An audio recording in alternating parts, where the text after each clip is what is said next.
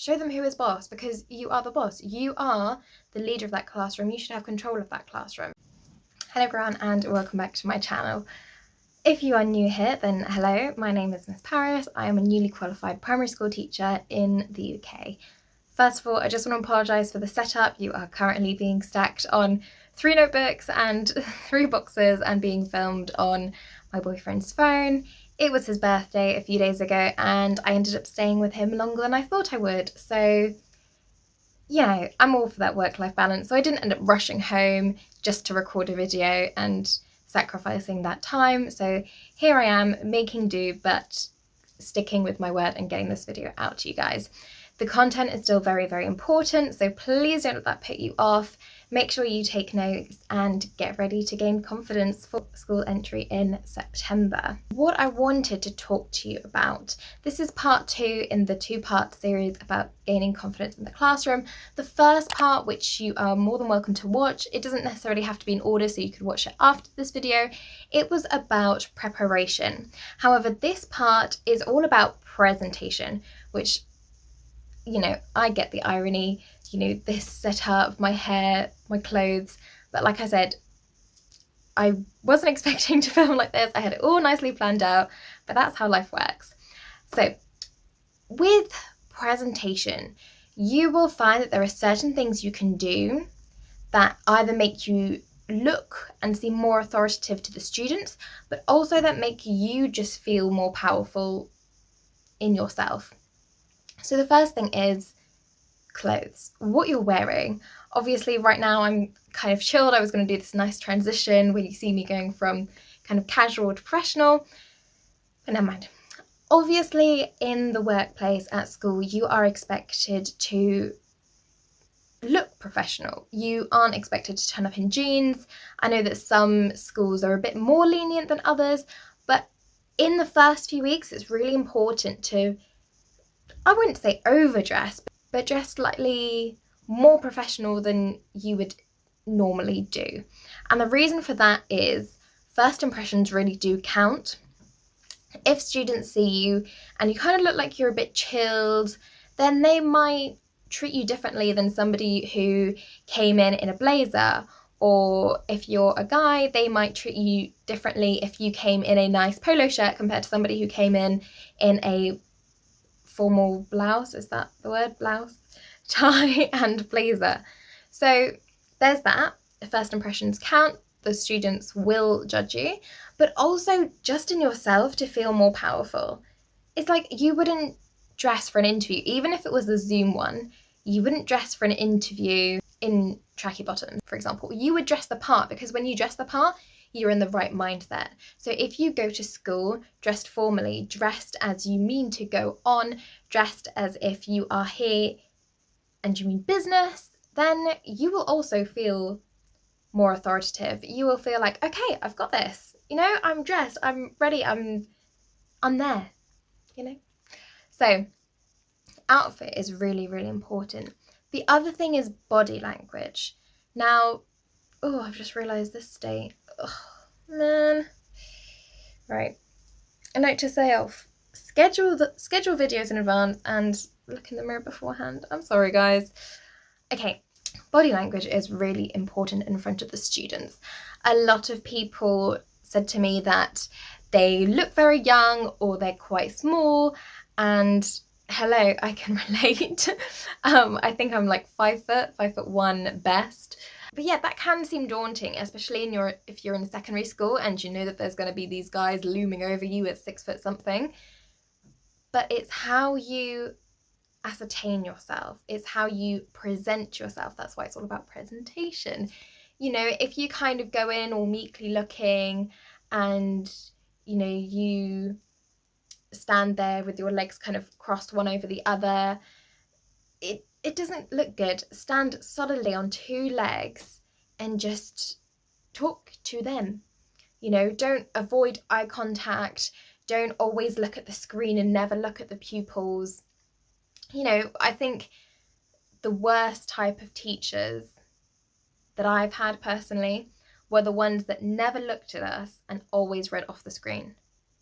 Just we can read as well. We're secondary school students, university students, we can read. So look at us, add bits to your presentation. Eye contact, standing solidly. If somebody gives you mouth or answers back, don't just suddenly give in. Stand firmly, even arms crossed, teacher face on. Show them who is boss, because you are the boss. You are the leader of that classroom. You should have control of that classroom, and it's important that you do. The next thing I would say is about facial expressions. Again, this kind of links to body language, but it's still really important. And I'm going to aim this particularly at primary school teachers, because I don't feel like I can give weight to an argument about secondary school teaching, because I don't have experience teaching there. So I don't want to say, do this in secondary school, this will work, because that I have no guarantee. I can't promise you that. However, in primary schools, facial expression is really, really important, as well as the tone of your voice. So you don't want to be always talking in one tone, because that's really, really boring already in this. And I think I naturally do it when I talk, but you can hear I kind of go up, down, I change the volume, I kind of go higher pitch, lower pitch, and that keeps kind of children alert. So that also helps maintain behaviour, because they're not suddenly dozing off or getting distracted. And another thing is that they want to know how you are feeling based on your facial expressions. If you always just stand there with a simple neutral face, they don't know if you're angry, they don't know if you're happy, they don't know if you're sad, they don't know if you're waiting or if you're just thinking. That doesn't really help them at all. If you are clearly waiting, then they're like, okay. If you're really, really happy with their work, then they feel good about themselves. They want to impress you. They really do want to make you happy. But then if you're sad and you've got the same expression as when you're happy, they might not be able to tell that. And I know it's all about acting. Teaching is, you have to be an actress. Even when you're having rubbish days, you still have to be there in front of them with a certain professionalism. So of course you can't always show off your feelings, but if an action of a child has made you sad, you can show sadness in your face, because then they understand the impact of their actions. But also with facial expressions, you can't praise somebody and then sanction somebody in the same facial expression. You can't go, well done, that's really, really good, I'm really proud of you, and then go, blah, blah, blah, stop swinging on your chair, that's a warning now. Like, it's the same thing, and they're kind of looking at you like, what? Did you just praise me, or is that just words coming out of your mouth? They need to feel what you're saying. It's a bit like that expression, actions speak louder than words. Facial expressions do as well. If you just say these things like, well done, I'm really proud of you, they're like, thanks, I really feel it. And the next time they won't bother. They won't make as much of an effort. And you don't want that. You really want to animate it. And even if you look at Super Nanny, I love Super Nanny, she even, in some episodes, she even makes the parents practice this kind of higher pitch and smiley face type of thing, and this lower pitch telling off angry. Because tone of voice is another good behaviour management mechanism as well. So you could go, oh, well done, that's so good, I'm so proud of you. And then to another person say, okay, that's not acceptable. I'm not having that. Stop it right now. And obviously, even then, I didn't do it as much as I would in the classroom, because it's kind of cringy when you listen back and during editing. But yeah, I hope you can already tell the difference. And secondary school teachers, please do let me know what you do. Do you do something similar? Do you not make it as obvious with teenagers? What do you do? Let me know, because I'm always wanting to learn. The last thing I wanted to talk to you about, which ties in nicely with the whole theme of presentation, body language, asserting your authority, facial expressions, that kind of thing, is your positioning in class. And that might not make much sense. And at first, I didn't give this a thought until it was actually commented on in my personal practice. So what happened was, I was getting a whole group of children together, and I knelt down and asked them to kneel down. And it was kind of a little cut-off group. There's not much space in the room. So, it was kind of a bit squashed. But like I said, I'm small. So actually I ended up being maybe like 2 centimeters taller than the rest of them. And when they were looking, they said that they didn't take, when the people observing me gave me feedback, they said that the pupils weren't paying attention to me. They weren't as focused because they saw me more as an equal. Because I know it's just physical representation, but to them that means a lot. They're like, okay, you're on the same level as us, so you're equal. So I only have to listen to you as much as I would listen to one of my peers. So what they said to me is, even if it feels odd, even if it feels unnatural, make sure you're above them physically, as well as, you know, you're in charge of the classroom. So next time I had a cut-off group, I made sure I was standing and asked them to sit on the floor. Simple. I mean, even in my reaction video, if you haven't seen that, I would recommend it. One of the teachers she was kind of on the floor, she was kneeling on a chair, and then the 2 other pupils were sat on chairs, and she asked them for their phone. And of course they were a bit like, no, which they probably would have anyway. However, the fact that she was below them physically didn't help, because it makes them seem braver and stronger and be like, oh, look at her down there. You know, that kind of thing.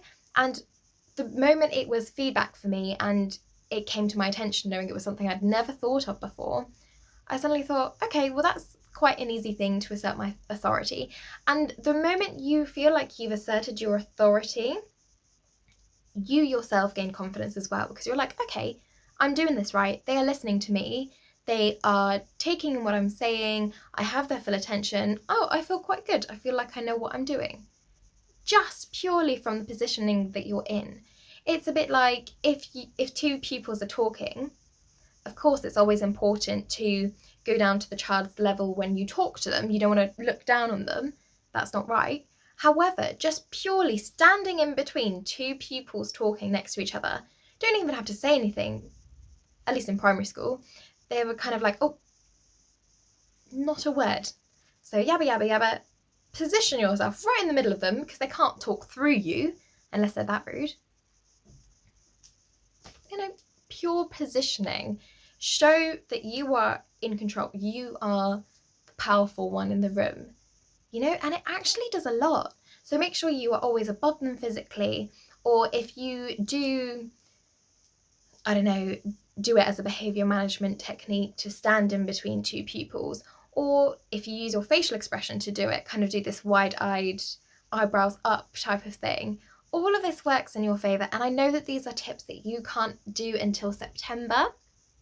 However, if you are already aware of these things, you can either practice in the mirror, you can be ready to use them in September, and you don't have to make those same mistakes that I did and wait until lesson observations in order to be told things. So I hope that this video helped. I'm sorry it wasn't the change position, little transition things that I had in place. I'm sorry my hair's not good and I'm not wearing the professional attire that I wanted to. However, this content is still really important, and I didn't feel that it could wait. So if you did like this video, please like it, because it means that YouTube can recommend it to other trainees, other people searching for the same things, and subscribe for more teacher content. I will see you soon. Bye!